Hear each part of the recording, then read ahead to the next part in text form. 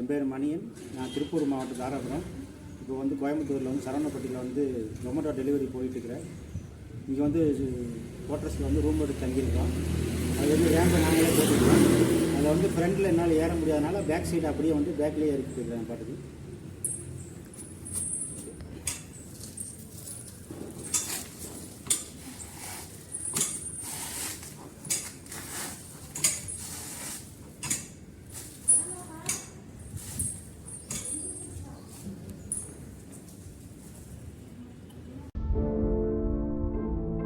BreakFreeSolutions, brought to you by Project Discovery, supported by Enable India.